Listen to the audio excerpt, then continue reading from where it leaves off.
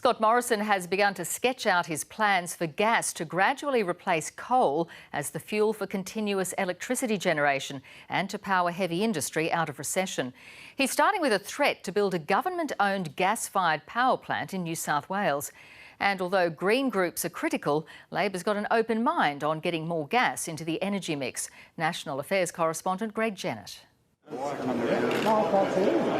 The man in the metal mask's all about getting hands-on these days. A lack of skill or experience, no barrier.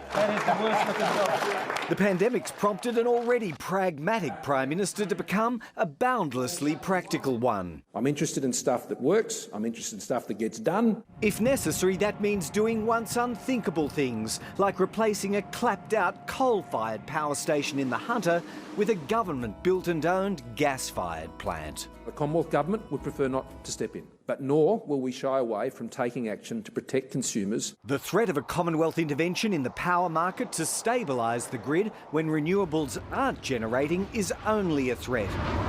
But a potentially costly one worth hundreds of millions of dollars. The purpose? To spur private generators to commit to investments in gas systems within months. It's very unlikely that these investors will step up to announce that sort of capacity in that time frame because they won't see it being commercially viable. The need to replace coal as plants shut down isn't contested, but debate rages on over size, need, timing, technology, price. Gas makes energy more expensive. And policy certainty.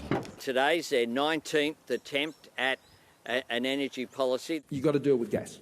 You've got to deal with gas. Scott Morrison's making a big deal of gas, even if he never spends a cent on a power turbine in New South Wales. He has grander plans to extract it, pipe it further, keep more of it in Australia and perhaps make it as cheap here as it is when sold offshore. Not clean or green enough for many to embrace, but a compromise fuel of choice to refire industry out of recession. Greg Jennett, ABC News, Canberra.